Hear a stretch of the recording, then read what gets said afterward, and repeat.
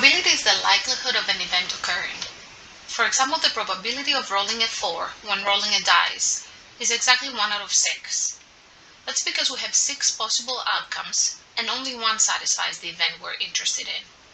We can write this as you see on the screen. The marginal probability is the same as a simple probability.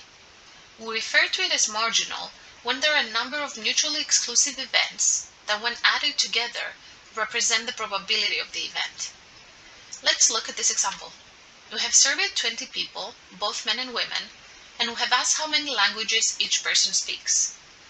Now, if we want to find the probability of a person in the group speaking exactly one language, then we add the probability of a man speaking one language and the probability of a woman speaking one language.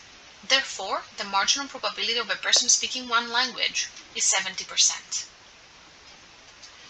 Continuing with the same example, the probability that a person that we have surveyed is a man is the probability of a person being a man and speaking one language, the probability of being a man and speaking 2 languages, and the probability of being a man and speaking more than 2 languages added up together. Joint probability is the likelihood of 2 events happening at the same time. Continuing with the previous example, the probability of a person we surveyed being a man and speaking exactly 2 languages is 1 out of 20, which is 5%. Similarly, the probability of a person being a woman and speaking more than 2 languages is 0. Conditional probability is the probability of an event happening if it is given that another event has already happened. The probability of a person we surveyed being a man, given that the person speaks exactly 2 languages, is the joint probability of these 2 events over the marginal probability of someone speaking exactly 2 languages. The joint probability of the person being a man and speaking 2 languages is 1 out of 20. And the marginal probability of a person speaking 2 languages is 1 plus 3 over 20, which means that the conditional probability is 1 out of 4, which is 25%. Let's go over another example. Here we have both married and single people, and we have asked them how many kids they have. Instead of having the number of people per category, we have the joint probability of each event. Each cell in the table represents the joint probability of the 2 events.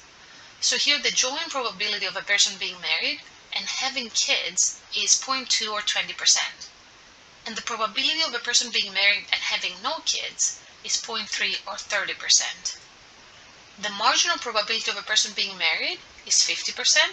The marginal probability of a person having kids is 0.3 or 30%.